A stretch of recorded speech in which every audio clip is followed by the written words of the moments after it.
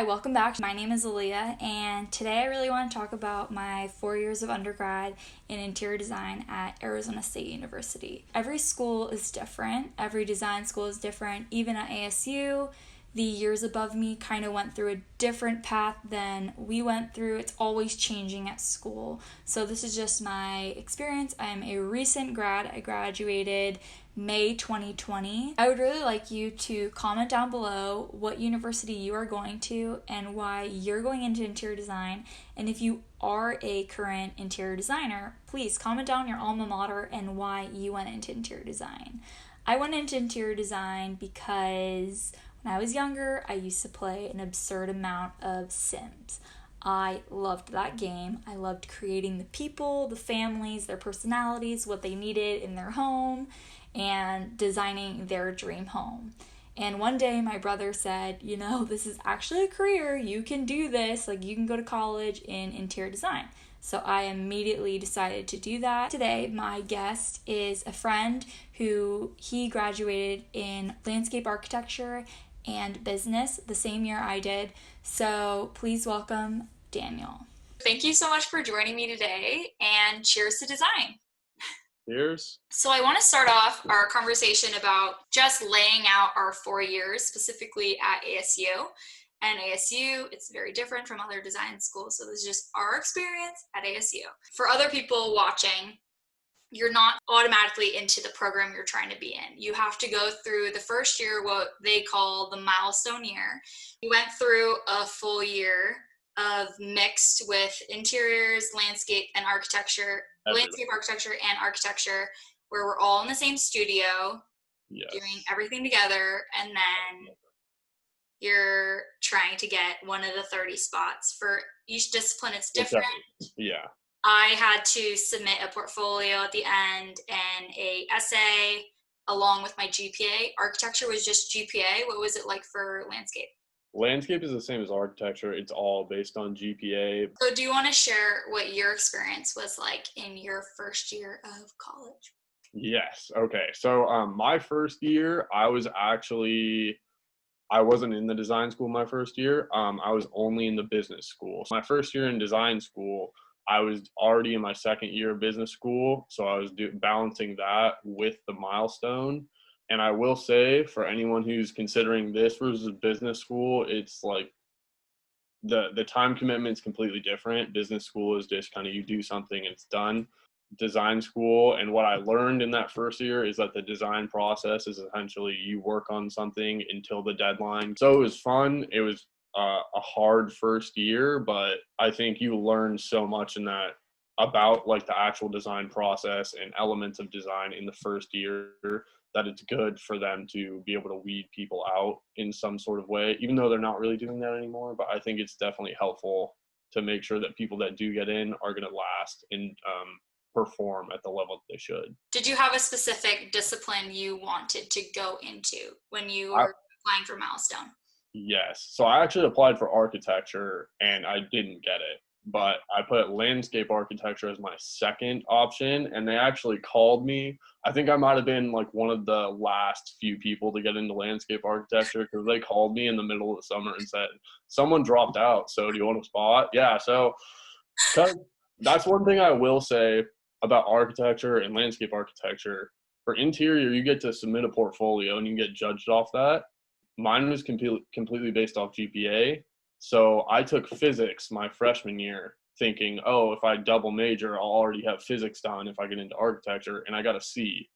So it brought my GPA down for classes that I wouldn't have even had to take. So that's the thing. Your first year when you're doing the milestone, if that's a thing, take easy classes and then save the hard ones for later. It's not what the teachers want you to hear, but it's the right decision. For anyone who might be interested in going into landscape architecture, can you just give an idea of what it is exactly? So landscape architecture is really about, a lot of people, when I tell them that, they say, oh, you're a landscaper, like you do front yards and all that. Well, it's really everything that's not the building. So it can be streetscapes, it can blend really well with urban planning and doing large scale stuff. You can do community planning, you can do front and backyards and residential projects, or you can do parks. Landscape is really everything outside of the building itself.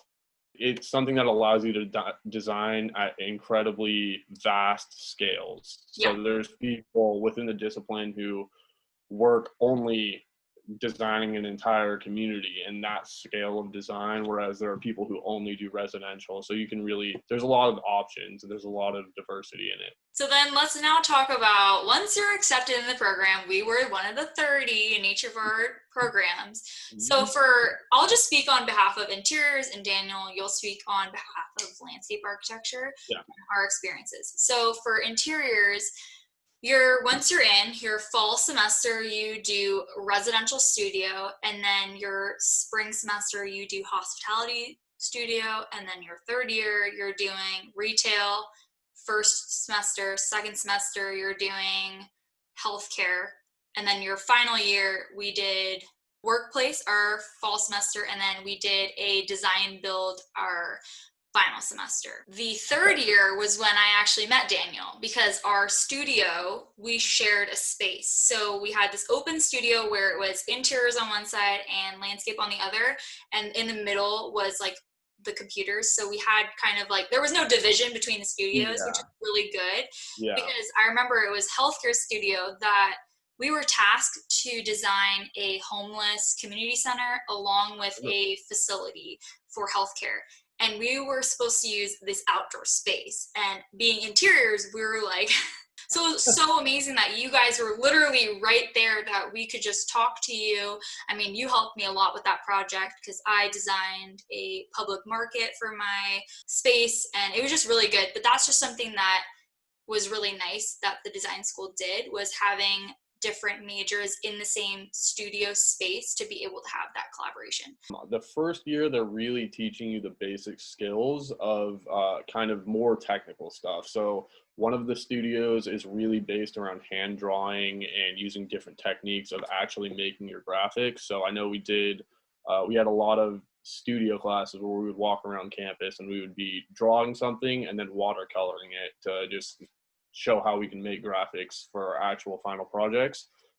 We had others where we were looking at learning how to read topography and all that kind of stuff and making 3D models. So the first year, both semesters are really about understanding what you're looking at and how you translate what's already there, what's in your head into actually making it reality. So it's a lot of developing skills.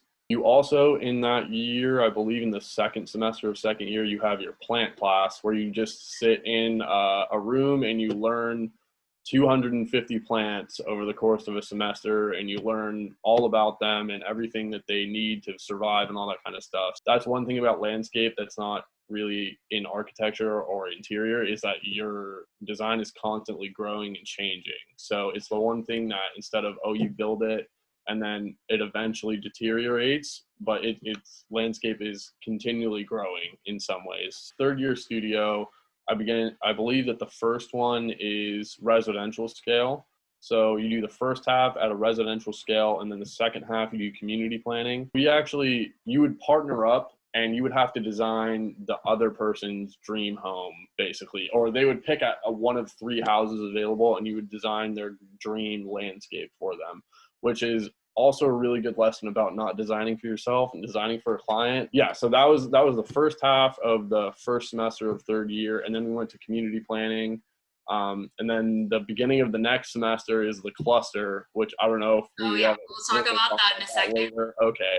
So the cluster takes up the first bit, and then after that, it's more community planning. So one thing I will say about the program is at ASU, it's very heavily, it talks a lot more about large scale design than residential or anything else. It's talking about, it's meant to teach about large scale planning almost entirely. And then fourth year is a lot of community involvement. For fourth year, in the first semester, we did a lot of community outreach stuff. So the first semester, we went and interviewed members of a community in Phoenix, South Mountain Village, and we actually had to design. It was just a lot about doing research on the project and then tying together the community that's there now and making that into a physical a physical form. And then for the last semester, I didn't do it because I was part of the honors college, so I had a thesis to do separately. The normal process for the second semester or fourth year or the last semester is another community outreach project. The studio actually gets divided in half, and one of them is sort of like a design build, where they were actually designing a garden for a community center, and they would actually go on to build it. The other was they would design solutions for a community park in downtown Phoenix. So you brought up cluster. So I just want to Yeah. talk a little bit about that. For everyone who doesn't know what cluster is, it was a 10-day interdisciplinary design competition that we go through the beginning of our junior year. So before they push our classes actually back 10 days. So we have this time to really participate fully invested in the cluster. So what that is they broke us into teams of 5. We had 1 interiors, 1 landscape architecture, 1 architecture major, 1 graphic designer, and then 1 industrial designer. Theoretically. That's just the majors. There's 5 of us. Some groups had other balances, but that's kind of the gist of how they separate each of the teams. And you're given a very broad problem. So our problem that year was retail, reinventing it, re-envisioning what that should look like. My group decided to, and it's 10 days. So you go from concept to an actual prototype, which is really cool. And you present it to the panel and you actually can win money. Yeah. So that was cool for some people. I didn't win any money. My group, we designed a phone case for recycling. So it would be at high recycle places like sports stadiums, Coachella, ocean, like beaches. They would have the shipping container where you would recycle all of your plastic, and then all of that plastic will turn into a phone case. So we created a prototype. It was really cool because you're working with other majors you don't get to actually work with a lot of the times in the design school. So it was kind of our first time actually all being together again after our milestone year. So what was your guys' cluster experience like? What was your experience like? My experience was pretty good. I felt like I got a good group. I had an interior, I had industrial and graphic. So we had a pretty well-rounded group, but I know there were groups with 3 landscape architects and 1 graphic designer. So it depends on your group. It's very heavily based on your group, but I think we did really well. We had some good ideas. We essentially came up with the idea for like a coffee shop, cafe type thing that doubles as an atelier or an artist, like a workshop. And that in that workshop, we would have places around campus to throw in recycled goods or any materials you aren't using, and then they would use those materials in the workshop, and those would actually be sold. Whatever was created by the artist would be sold in the cafe and then could be sold, and the profits would be donated. That was our idea. It didn't win, but there were a lot of good ideas. Many good ideas. Yeah, it's kind of crazy when you see everything you get the same prompt and so many different completely different ideas come out from the same prompt. It's pretty incredible. But I think it's a great project in theory, in the way that you get to bring all of the disciplines together. I think that's great, but I don't think that putting it into 10 days was ever the right way to do it. For students that might not have cluster at their universities, what advice can you give someone actually wanting to have some help with another major, or just make that step to make that connection to have someone help them that's not in their studio?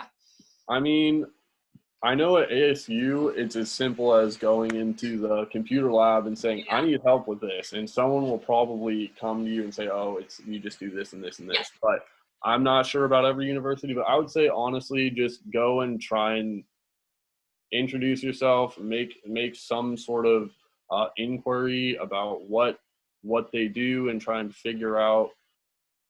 get anything you can. And I really don't think I don't think people are resistant to helping others, kind of thing. Like, especially in the design field, we're all struggling to meet deadlines and everything, everyone that wants to help the next person out. I guess actually there's a bit of a more competitive nature in different majors. I understand that, but I think for the most part, it's a pretty helpful group, at least in my experience so far. Yeah. As part of the graduation requirement, we had to have a summer internship between our junior and senior year.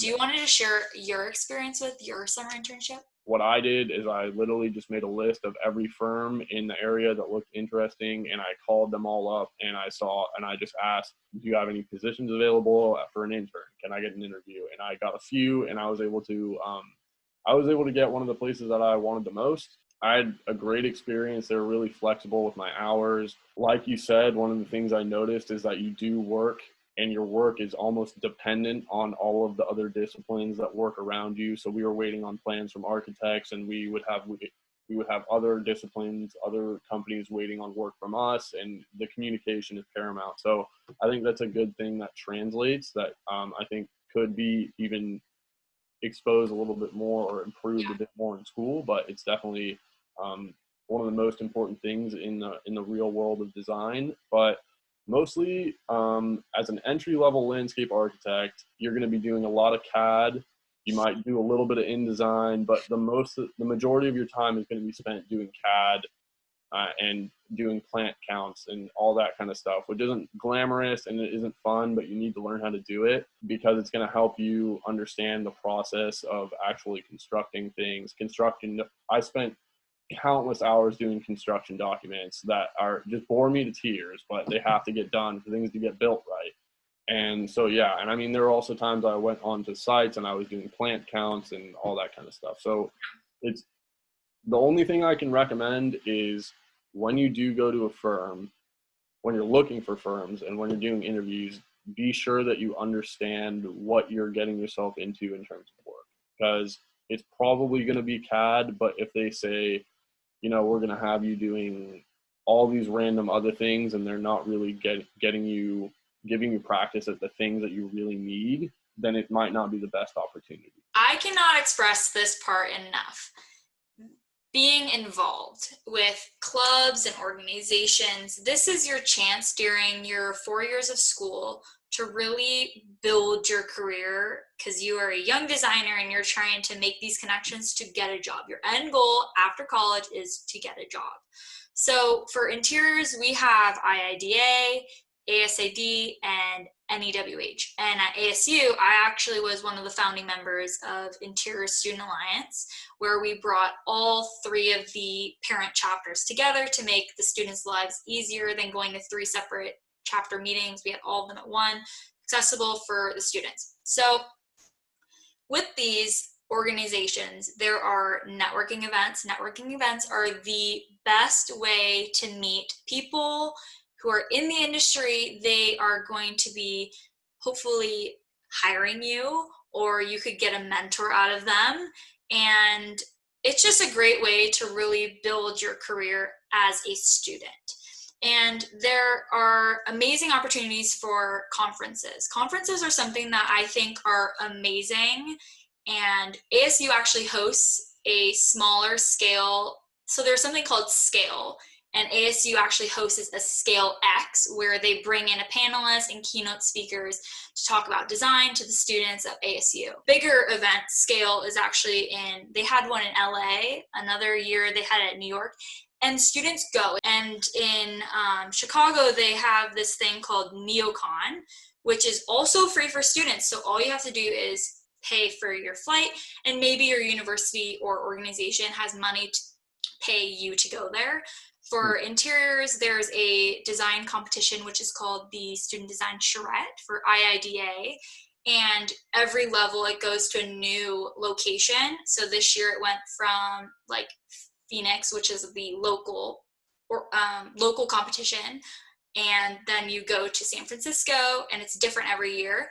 But the last level is at NeoCon, so you could get a full expense paid trip to NeoCon if you get far enough in that competition. So that's a little bit about the organizations for interiors. Do you want to talk about what landscape architecture has for organizations and conferences? Main one and the only one that I really know of, they've kind of cornered the market, is ASLA. ASLA is American Society of Landscape Architects, which they have student chapters, they have state chapters.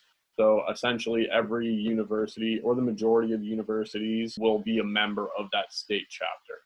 What they do, they have, at least the one at ASU, they have a lot of different events on campus where they will talk about improving graphics or improving your portfolio and actually having professionals come in and look at your portfolio. And then they'll have a studio night where they can have all these professionals from within the state chapter actually come into the studio, look at everybody's work, and kind of hand out resumes and all that kind of stuff. So it's a really great way to connect you, possible employers or other actual landscape architecture students. The state chapter has events all the time. They'll do sketch crawls. They have actually a website where they have postings for jobs within. Yeah, so they're really well organized. When it comes to larger scale, they have a national conference actually that is held annually. I went to the one in San Diego this past year. I think it was in November, and where they have keynote speakers from all over the country that will talk about all these really interesting topics and projects, and just talking about concepts that don't really get discussed in your average landscape architecture course. They're talking about them in detail. So it's absolutely worth it. You have to pay. There's a national rate to become a student, a student member, but that reduces your fees to get into the ASLA National Conference or anything like that. I do want to talk about final reviews. Okay. That is the end, it's the final exam for your presentation of what you've been working on for your whole entire semester. So the way that ASU does final reviews, I don't know if it's different for other design schools, but I know at ASU, we do our final reviews usually a whole day. Because you have to present, every single person has to present their individual projects or group projects. And you're presenting to a panel of jurors, and that's usually either really established architects, interior designers, landscape architects coming to see your project, or even if you have a client for that project, the client will usually be at your final review. It's kind of nerve-wracking because you're kind of this one person up there standing alone with like a sea of people, and especially when there are so many high profile professionals there, it can be a little nerve-wracking. The professionals who are watching your presentation could possibly be your future employer or someone who interviews you. I have been to a few interviews in Phoenix that actually knew me before I even was interviewed, because they'd seen my work and how I present myself and my projects, and just seeing me out and about at like networking events. And I was a treasurer and then a president for the organization. So it's just so important to have these final reviews with all these amazing people. So do you want to talk about your experience with final reviews? We have landscape architects, clients from all over the valley, from all over Phoenix, come in and look at our projects. And it's really just, you have to put your best foot forward, because like you said, those people could be your prospective employers, or they could put a good word in for you wherever you do want to get work, even if it's not with them. But I know I actually had a reviewer who was at the firm I was interning at, and he just absolutely reamed me. He was coming for me from the minute he walked in the room. So sometimes it's fun and games in terms of like, the person and they're gonna do whatever, but it really is a chance to show what you've got and show that you're worth investing time in investing time in as a prospective employee. So and they really do bring in, at least at ASU, they bring in really great designers from across the valley. Like the best of the best are the people who are coming to look at your work and make sure not only that it looks good, but that you're able to verbally present it and that it follows a good storyline and all that good stuff. Because I remember there were projects and finals where I would stay up for 3 days working on the graphics, 3 days straight in the lab on campus. And then I would just be so exhausted that my story would fall apart and I would get I would lose points on that, and it wouldn't be nearly as professionally presented. So it's really important to be prepared and finished ahead of time and know exactly how you're going to present it, and just be the expert on whatever you're presenting. No one should know more about it than you. Because you double majored in business and landscape architecture, I know I've told you this a ton of times. I wish I took a business class, because sometimes when we talk about work and interior design in the future, there's a lot of business terms that we don't really learn in design school. Why someone would want to pursue a double major?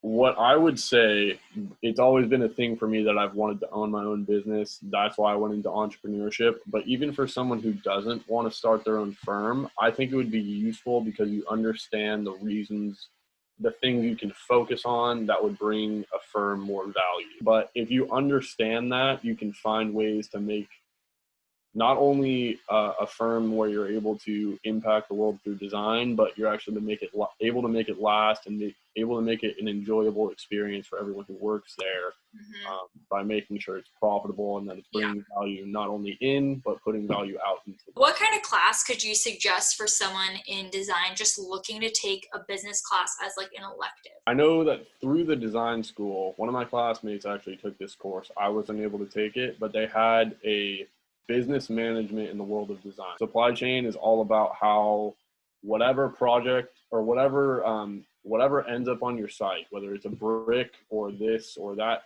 how it goes from being whatever it originally started out at to being its final product, and minimizing the costs and making that as efficient as possible. And that can be translated to workflow.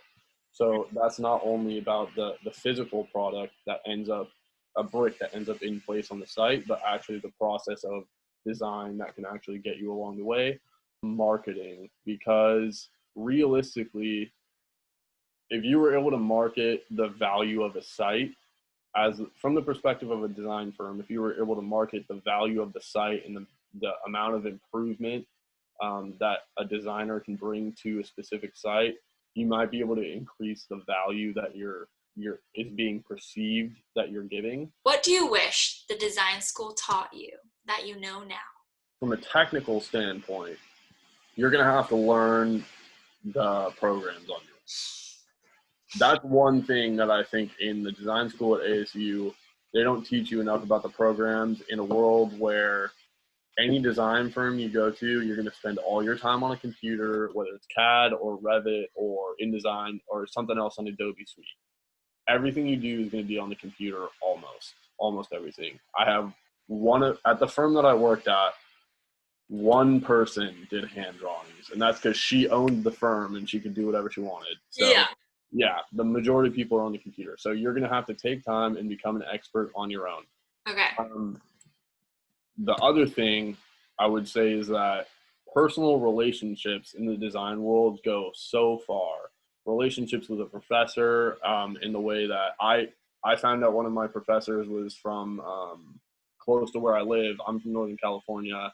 I'm from Sacramento. He's from Chico. That's a 2-hour drive away. So we bonded over that, and then eventually he would be reviewing my portfolio before I sent it to firms, and he would be looking over my project before I submitted them, saying, "Oh, you should change this and that." So find someone that is at a higher level than you and let them become your mentor. And it doesn't have to be through an official mentorship program. It can be, not discounting those, but find someone that you feel you can trust and who you can build a relationship that can look over your stuff before you have to, submit it. Thank you so much for being here today. I really appreciate all the insight you've given about your 4 years at ASU. So, Of course. I appreciate the opportunity.